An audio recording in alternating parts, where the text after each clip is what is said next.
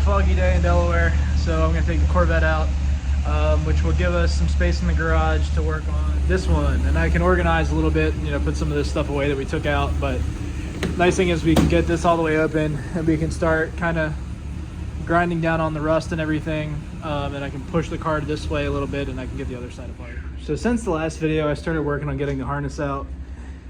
We donated the pusher fans that were on my condenser to the 30 build, and obviously I got the bumper off the rest of the way.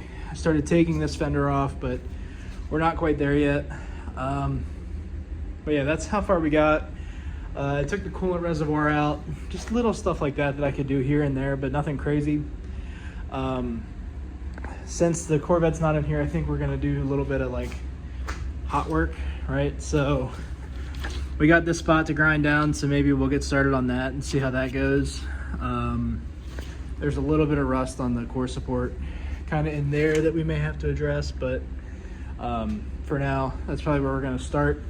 I'm not sure what we're gonna do with the battery box. We can get battery boxes, and this one is obviously rusty, but I think realistically this car is gonna end up with a single turbo LS, but I wanna keep AC and everything, so we're gonna have to make some modifications to that area of the car, more than likely. Whether that's the clearance for the turbo or intercooler piping, either way, I have a feeling that whole panel is gonna get cut out, and it's only like 8 spot welds to pop it out, so we may just remove it. And we can always put a new one back if we need to, but for now I'm gonna keep working on getting some of this engine bay stuff out and maybe getting the grinder out. So this fender is pretty much ready to come off, but just like on the other side, the bolt at the bottom that gets pushed into the floor when they're jacked incorrectly is seized in the hole, and I don't really want to deal with that, so I'm gonna deal with it. I don't want to deal with drilling it out in case we don't have to patch that part of the floor, so I'm gonna go get some penetrant and spray it in there, let that sit for a few days, then we'll get the fender the rest of the way off.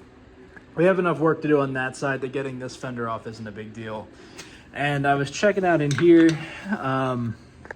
there weren't as many surprises as there were on the other side. Like that doesn't look great, and that spot right there doesn't look great, which interestingly enough, or unsurprisingly enough, that is where the fender liner bolts in, and if they're a little loose, I think they rub a lot, but this isn't horrible. Most of this is just paint coming off, so I think that can be ground down and treated. Same with like this stuff up in here. These are spot welds. They look like they were done during a repair and then not painted over or anything, or sprayed with like weld through primer or cavity wax, any of that kind of stuff.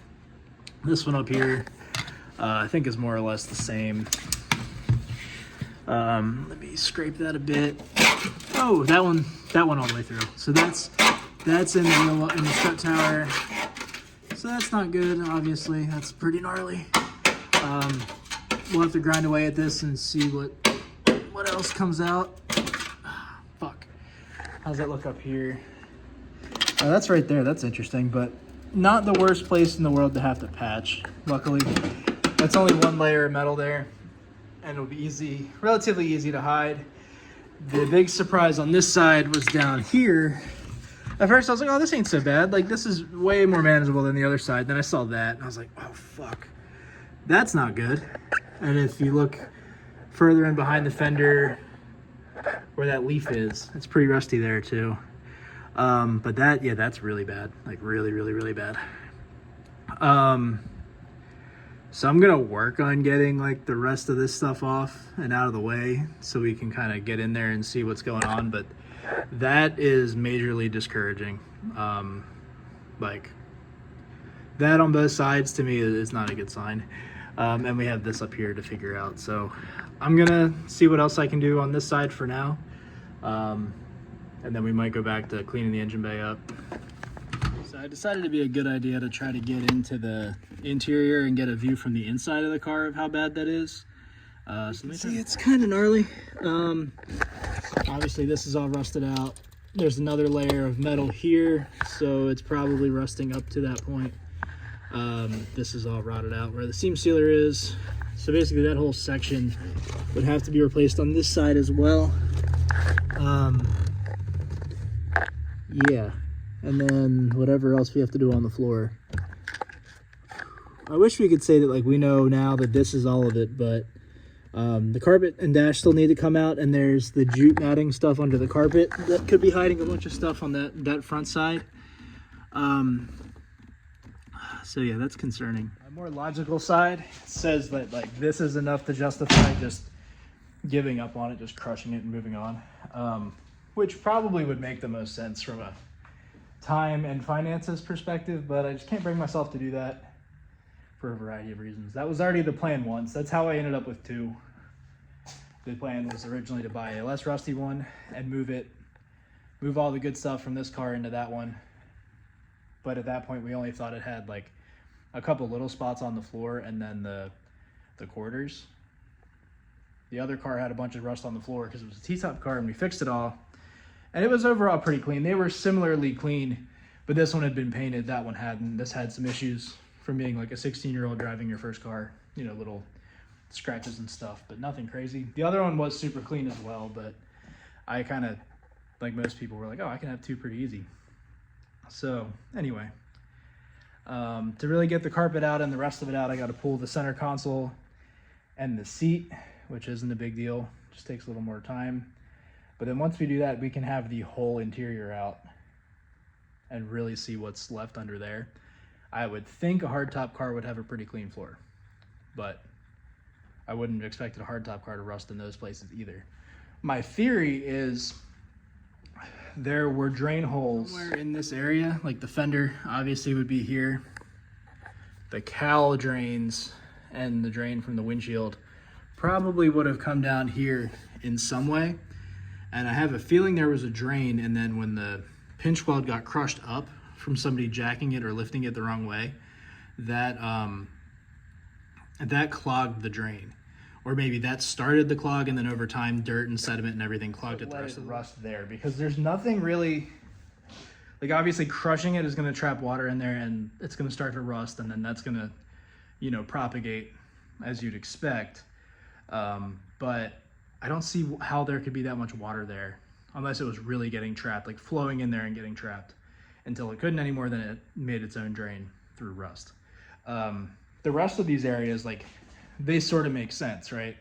The quarters here starting to rust, rock chips and stuff chip the paint, starts to rust, it flakes off. That all makes sense.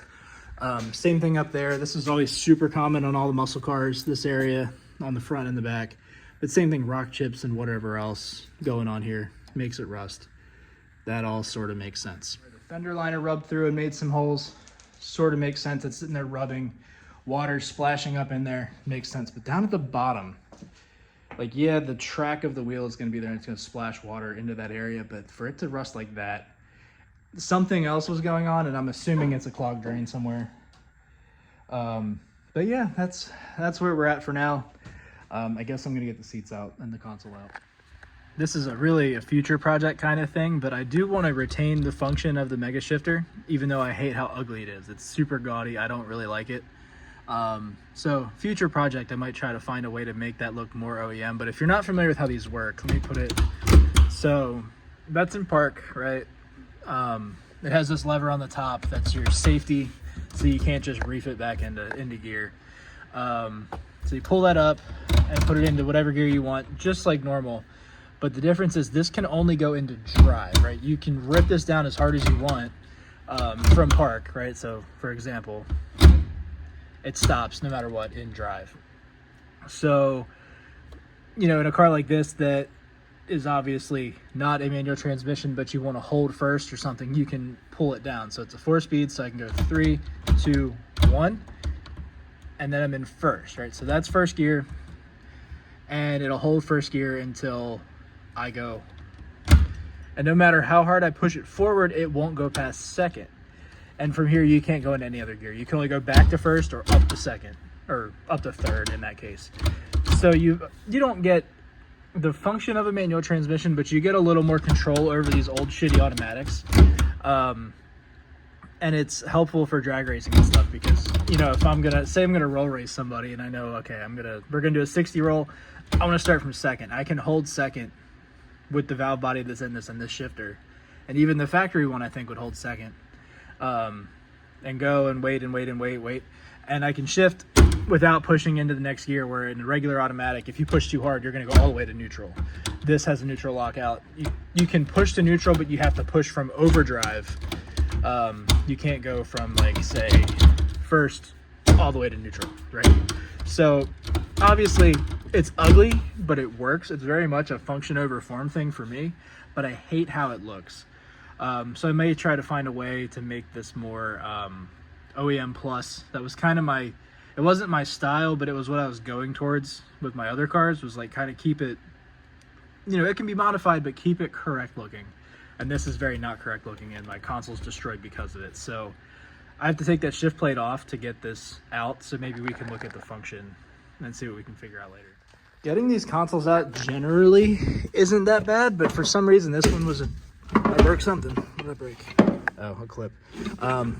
Was a giant pain in the ass. Not really sure why. I couldn't get the shift knob off the shifter. I must have like Loctited it in place or something. There's a lock nut on the bottom that was also super tight, and I backed that out all the way, but I could not get it to move. I put a towel on it and hit it with a hammer, and it still didn't move, so it's going to stay like that. And I guess I'll just unbolt the shifter from the floor if it comes to that.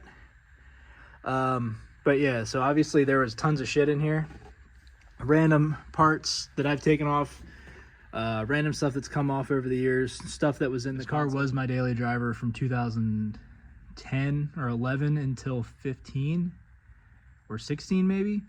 It was my only car for a long time, so it has a lot of random stuff in it, and I at one point was really good about keeping it clean, but that kind of went to the wayside as time went on and I got busier. Like, even when I would park these cars out, this was my transport vehicle for like moving parts back to my house and stuff. So yeah, but now we're in a good spot to get the carpet out, because I got the driver's seat out too.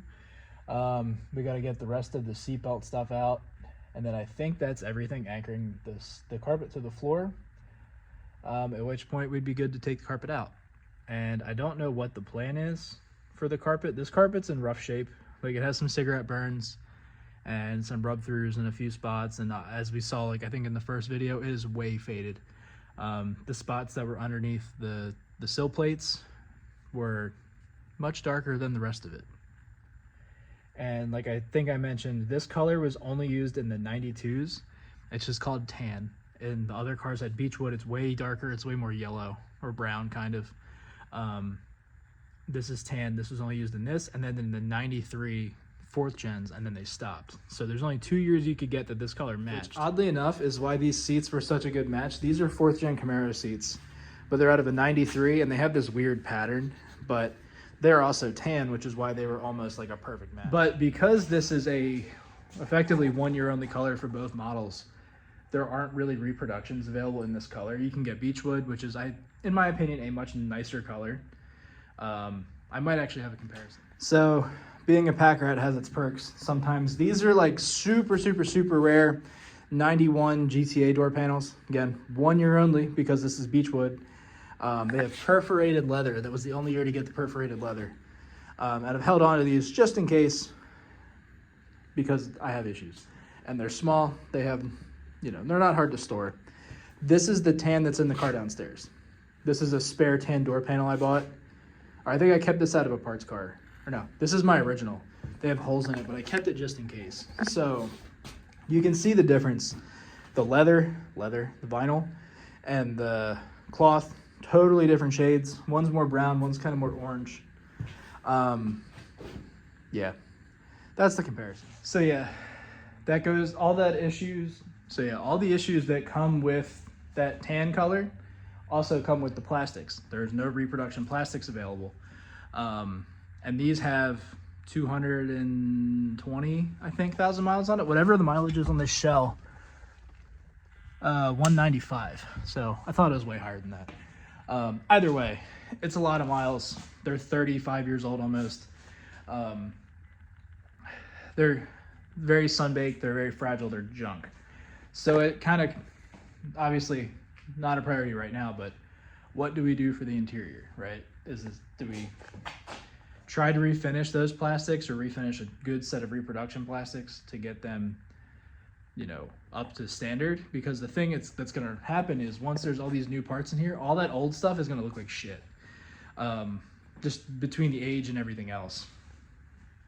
And The carpet thing is a whole different situation because this is going to get a mini tub in the back. Most likely, just because I think that's the easiest way to deal with that issue over there.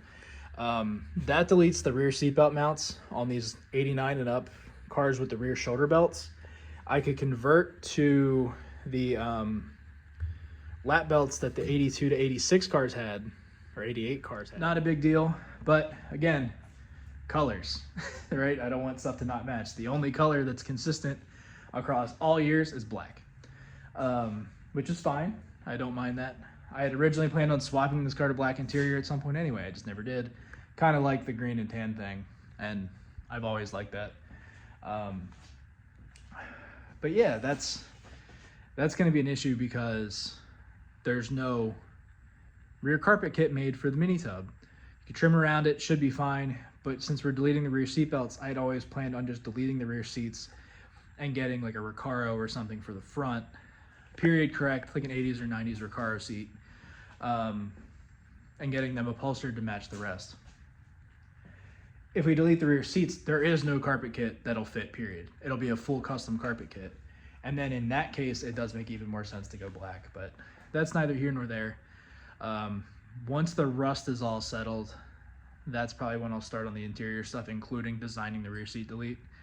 The other thing that I was probably going to do is there's a torque arm apparently where I have this muffler sitting. If you have an adjustable torque arm and you really start moving your pinion angle around and you move the torque arm to the cross member like I did instead of the transmission, it hits the floor. There's a panel available to raise that whole section up kind of to where that fuel pump plug is. And if you do that, there is no chance of having a rear seat. So I had always kind of thought about doing like storage cubbies like the RX-7s have, or building out a full-on kind of storage cubby sub box thing like a 350Z if you had like one of the touring ones, because I thought that made better use of that space. The rear seats, I fit in them, but I'm like 5'6", and even then it's tight for me, so they're kind of useless. I'm not like climbing back there with people anymore for reasons, because I have other places to do things like that. So yeah, I don't need it, so they're probably gonna get deleted, but I'm gonna clean this out. We'll pull the carpet up, see what we got. I got the carpet up on this side, and it's weird. It's all nice and clean, nice and painted, and then there's like this spot, which is coming in from the bottom, obviously. That we'll have to grind down, but like it's all super clean, which really contributes to my theory that the cow drains were clogged or something, and that's what led to a lot of this rust. There's still more junk for me to get out on that side, but I'm about out of time for today, so when I get back later, I'll peel that side up. I gotta clean it out and all that, but yeah, we're in a decent spot, I guess. There's no more surprises on this side, luckily. Hopefully the other side is the same, but I don't think it will be. I know from underneath you can see there's a hole in this area, and yeah, like I found a random Pokemon card in here, like weird shit like that, but underneath all that junk there's a stain. Something spilled there and rusted, and there's a hole there where the two floor pans come together. Separate pan for the rear and the front. They kind of come together and then they overlap there. Right where they're overlapping, there's a hole. So I bet when we pull that up, we'll find a hole there. The real kind of hard thing is going to be that the bottom is rusty and some of it's kind of scaly. So I will have to put the car up in the air somehow and wire wheel that all down or grind that all down somehow.